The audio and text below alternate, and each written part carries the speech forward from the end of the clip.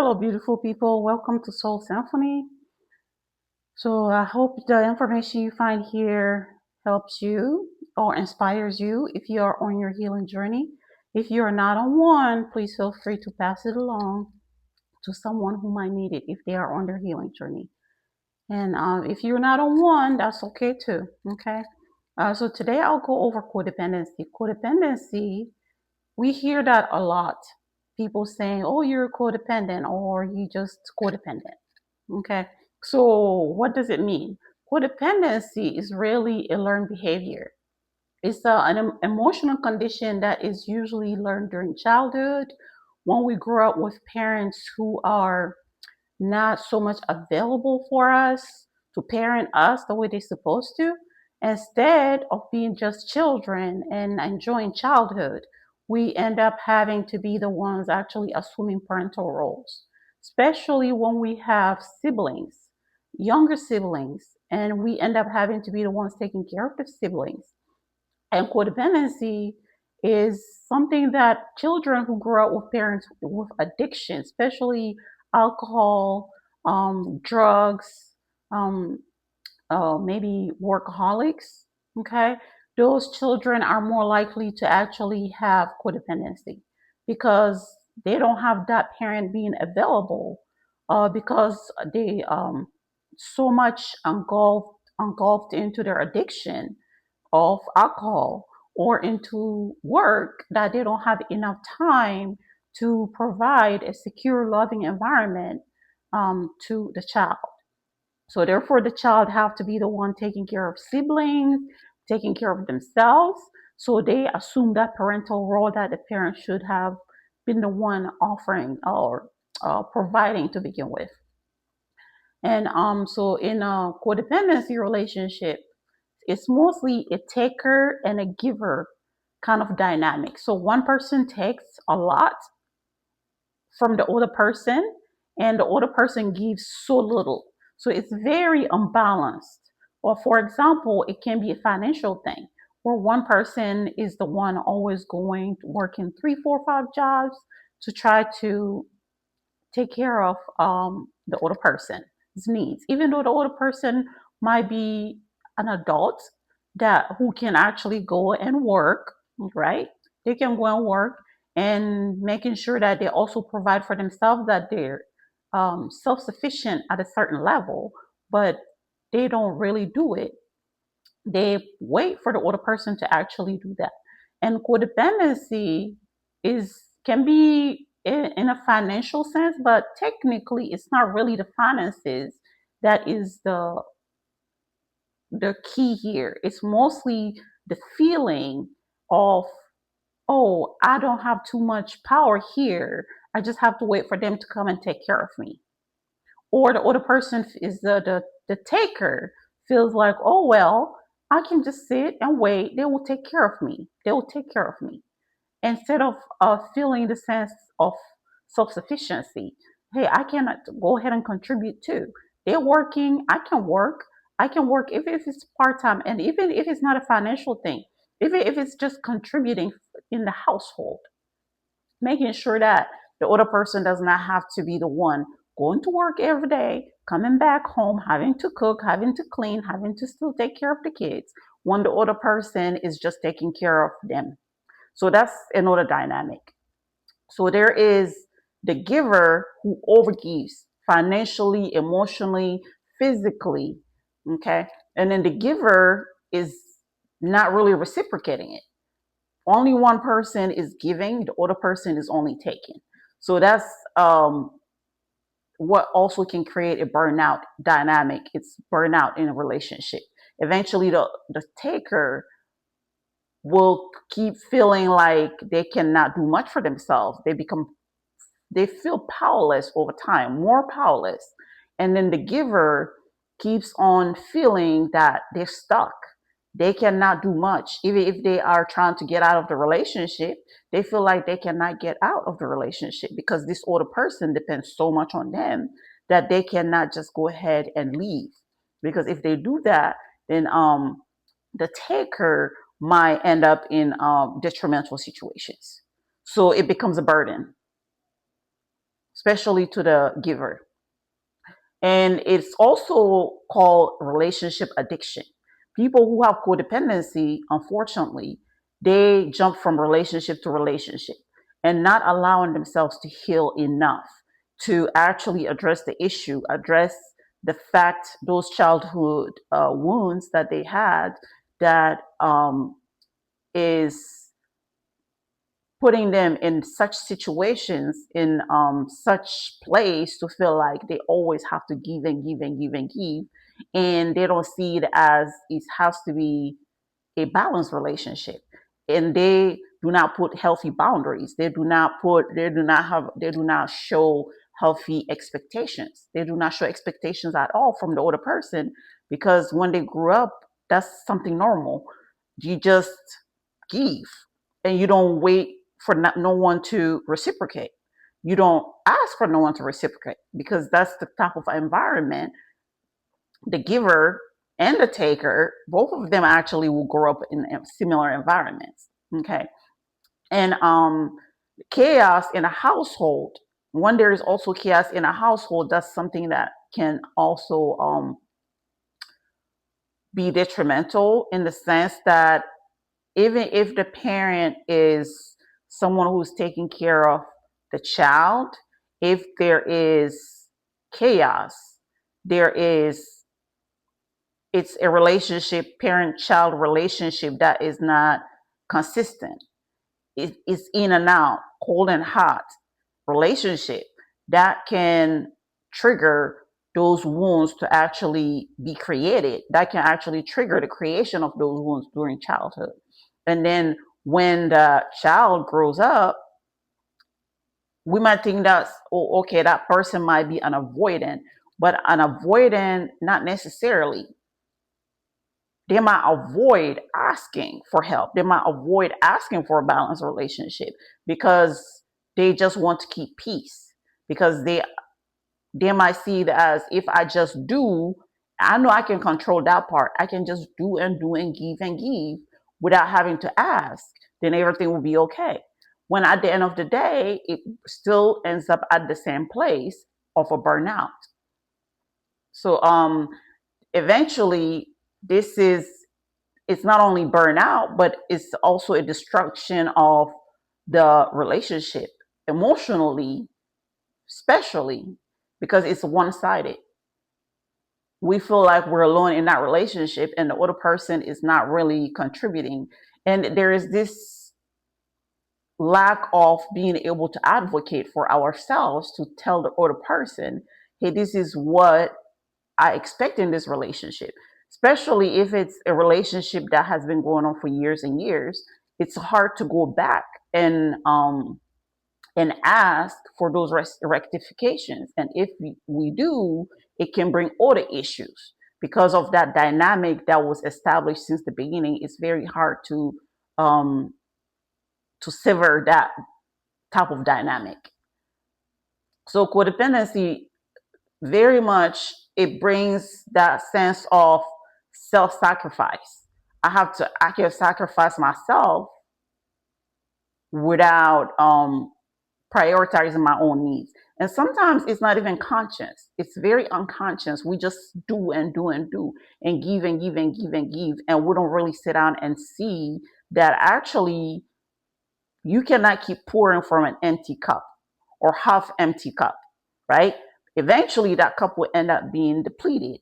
If no one is there to keep pouring back into your cup, you will end up having an empty cup. So it's that dynamic of we always have to be mindful of that, and seeing that in any relationship, right? In any relationship, especially romantic ones, it can be platonic, it can be romantic, it can be parental, it can be a work relationship.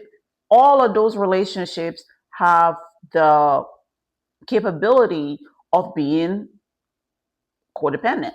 We can be codependent. It doesn't have to be necessarily a person. It can be a place. It can be um, a parent. A parent can be we can be codependent on a parent, even as an adult, by not advocating for ourselves. The parent always have to be the one saying the last word in our decision making process in our lives, especially in certain cultures, right? Certain cultures that are more likely more traditional, such as African cultures, right? Caribbean cultures are one of them, and certain European cultures too. Don't get me wrong; it's not specific to one continent or one specific race. This happens as a dynamic, something that is passed on from generation to generation, unfortunately. And sometimes, unless the cycle is broken, it will just keep going, right? So the parents, what they say has a, in African cultures, for example, the parents have a big weight. Their last or their opinion is very much heavyweight. It has a heavy weight on decision making. Unless we learn that at a certain age we're adults, right? And from generation to generation, our point of view on life or on our perspective on what's going on is different, right? So therefore, yeah, they can give us advice. They can give us what they believe in or what they how they see things. But that does not mean that ultimately that's what goes, right? So we have to learn that our lives is in our hands. It should not be in our parents' hands or our job or our children. So again, going back to that, when it comes to the job, the codependency is more of seeing a job as the main line, the main lifeline. Without this job, I would not make it. Without this job, I would not survive. Without this job, I would not be able to pay my bills. Without this job, my life will be nothing, right? So that's a codependency right there. We're codependent on this job, even though there are so many other possibilities. And also because of that codependency specifically, we have a, it's very hard to see other opportunities because this one opportunity is taking so much energy out of us, so much time out of us, right? So we have a hard time to really see other opportunities, even when they present themselves, because we see it as, oh no, without this job is it. That's it. Even though this job is taking taking so much energy out of us. By the time we get home, we're so depleted that we don't have energy to do nothing else.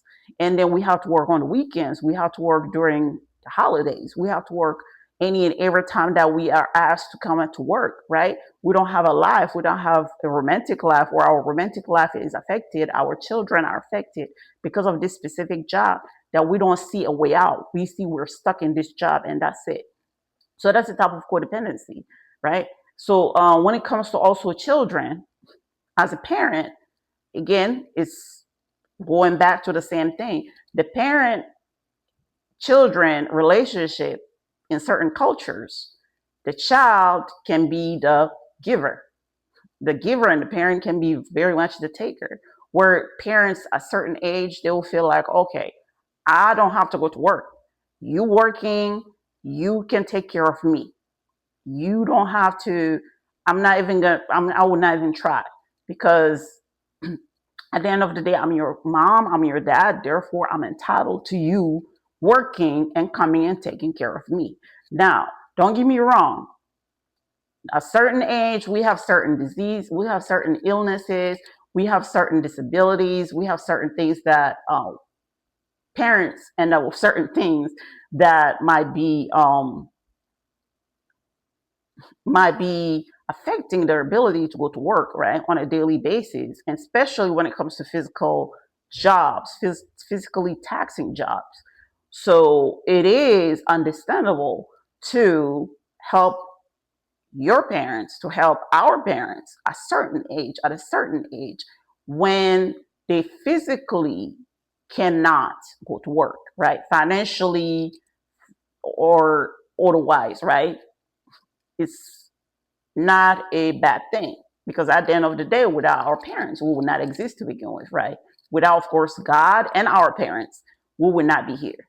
So I do not condemn helping our parents financially, but the only thing is that the part of feeling entitled, that's the part that sometimes I find very much detrimental, and it can be a codependency.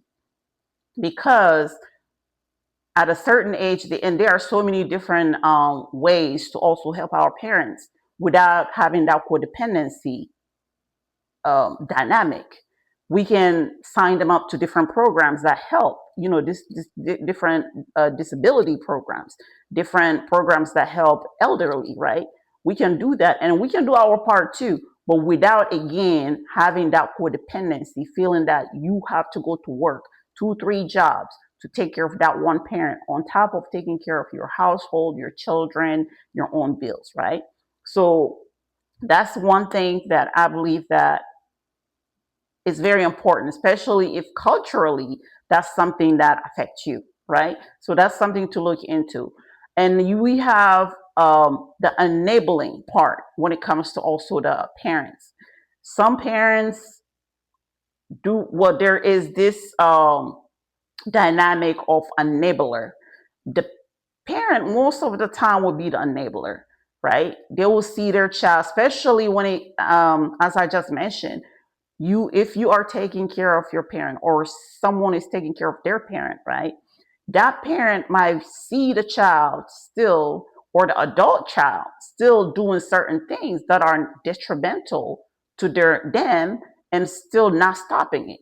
For example, right, a son who, I would say a male child, a male who is trying to exit a relationship, right? They're trying to exit a relationship because it's toxic. And let's say the parent is actually living with um, the son, but the only reason that parent can actually stay there is if the son is still in that toxic relationship, right? Because for whatever reason, the other person in the relationship is financially contributing to the lifestyle that they have.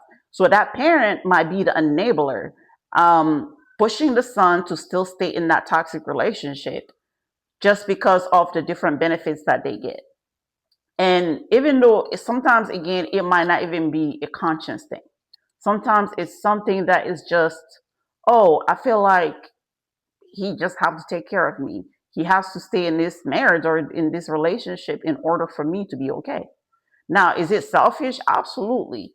But again, that's enabling that other person to stay in a dysfunctional relationship, a dysfunctional toxic environment, and just to avoid conflict or to keep peace or to even gain something out of it.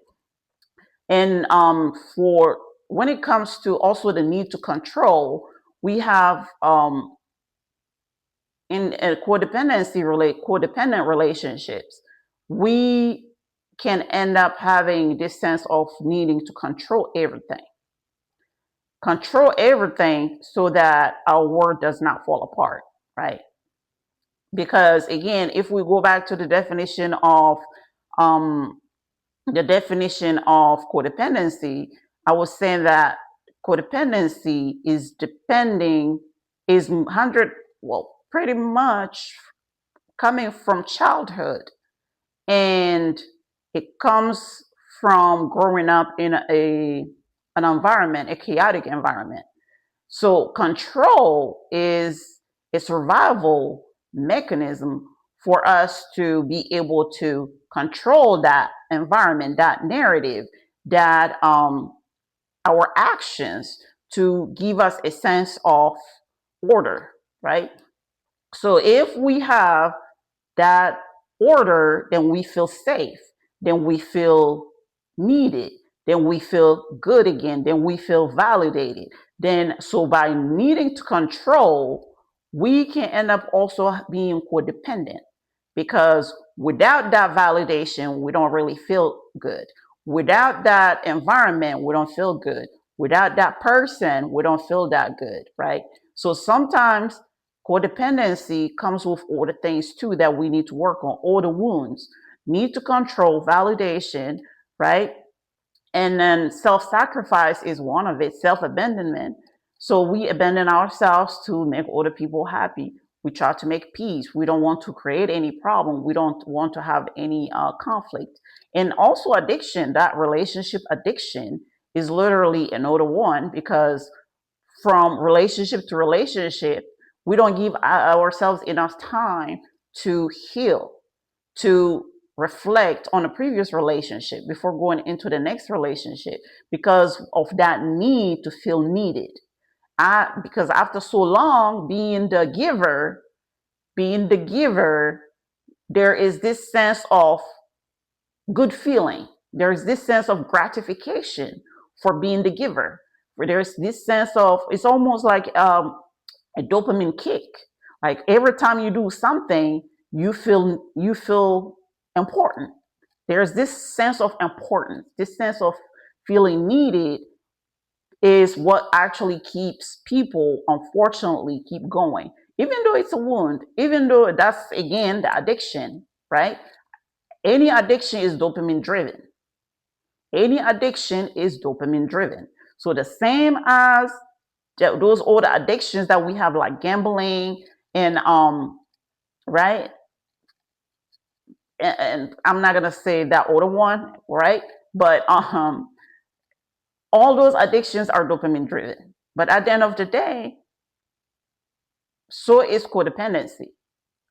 Codependency, even though we feel at some point we are burned out, it takes a while for us to actually get to that point. Depending on, of course, the situation, it can take a while, right? And so, in order for us to be able to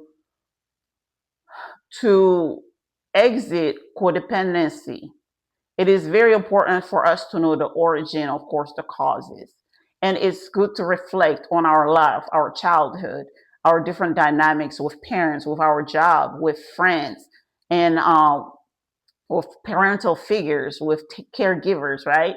It and even children, our children, to see, are we giving our child enough autonomy? Not just being, I'm not talking about being a permissive parent, a parent who just allowed any and everything, right? I'm talking about autonomy. We guide our child, we guide them to do what is best, right? And then by teaching them what is best, they grow up knowing what is best. So therefore, it is important for us to reflect, first of all, when we go on trying to heal our codependency. It's very important for us to do a summary of our environment, summarize our environment, do a check, do a list of our relationships, do a list of our interactions to see, out of all these relationships, which one is affecting me, to be codependent on it, which one. And once we can pinpoint which one it is easier to also reflect on our childhood to see what triggers that codependency, right? Is it because our parents were not present enough? Is it because our parent was addicted to drugs and was not really available to actually teach us how to be a child to begin with, and we were the ones always being the parent? Is it because, oh, we have our parents have too many children and they were struggling taking care of all these younger siblings, and we had to step in to actually be pretty much the parent? Or is it that parent was working so much that they never really had time to be around, so therefore we had to step in to be the parent? Again, most of it, if we look, we can see that it kind of all kind of goes round and round around the parenting part, right? So it is very important, especially if we have children, to try to break that cycle. That cycle is something that we keep going on and continue until we realize we see the pattern and we break it. By breaking it, we stop our children from going through the same thing, or from doing something similar, or for understanding at least that the reason we behave a certain way is because of our childhood. It also better parent child relationship, right? Because as our child, or as our parent is not really available to parent us properly, and we grow up seeing that many of our issues or our lacks might come from our childhood, there is this slight resentment if we don't understand the dynamic. There is this resentment that can creep in where we can resent that parent from not actually taking care of us properly, from not guiding us properly in life, from being maybe the source of some of or some or many of our adulthood issues, right? That originated from childhood. So it is very important for us to sit down and do that reflection, that healing, that shadow work, right? So in that sense, we have to make sure that we understand the dynamic, the origin, the cause, and address it as soon as possible. Now, how do we address it again? And like I was saying, shadow work is the first thing. It starts with us. We can go to therapy all we want if we do not pinpoint, because the therapist will ask us many questions. The therapist will try to know or understand our upbringing, our current dynamics with who we interact with, our job, our spouses, our children, and all that. But the result might not necessarily um, be beneficial as much as it should be, because again, therapy session is probably once a week or twice a week or once every other week, right? So during the time in between therapy sessions, it's still up to us to sit down and work on ourselves, right? And apply. Therapy will give us tools to use, coping mechanisms, different worksheets to work on, different exercises. It's still up to us to work on that part for it to actually work. Therapists are not miracle workers. Therapists are tools. Therapists, what they give us are just tools. It's still us for us to apply. It's still up to us to apply what they tell us, what they give us, what they pinpoint to us to actually address at the end of the day, right? And so therapists do what they do, but they are not miracle workers. They will not just go literally and pick it up and take it out of us, like magic. We still have to do the work, right? So family therapy, if it's something that definitely we can see that is still current within the family therapy is another one that we can start. It's never too late to start family therapy. It's never too late. Individual therapy, so you understand actually where that's coming from. So you have your own privacy with the therapist. You have your own confidentiality between you and the therapist to feel free to actually express yourself without any possible judgments, right? From a family member. And that's the individual therapy. And then the family therapy is definitely for everybody to understand where this is coming from, the origin, because it doesn't matter if it does matter if we work on ourselves, but still, if other people are affecting, right, that codependency, are part of that codependency, it is a good idea to also include them in that therapy so they understand that certain behaviors or certain things that they do are key for change. If they change those things or they adapt to certain things or they work on certain things, that everybody can have a healthy relationship.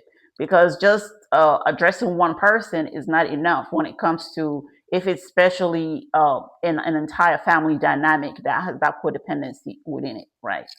And the support groups is another one. So you have so many other support groups out there that provide those online groups, in-person groups, Google. That's all we have to do. And definitely self-worth. Self-worth, self-worth. Our self-worth is very important for us to know our worth. Know our worth.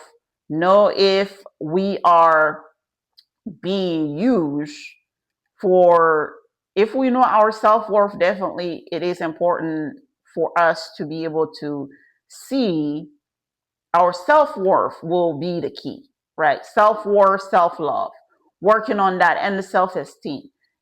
Because codependent relationships can lower all those three, right? And once we work on those three during that codependent relationship, we will be able to also set healthy boundaries, saying no, no, and no, and no, right? So Boundaries, self-worth, self-love, self-acceptance is a big one. Knowing that we are not that specific wound. It's part of us, but it's not us. Because we can work to address that wound, to better us, right? To get to our higher self. Our higher self will be us. Our higher self is us, right? We just need to get there. That wound is not who we are. That wound is just part of us at that moment.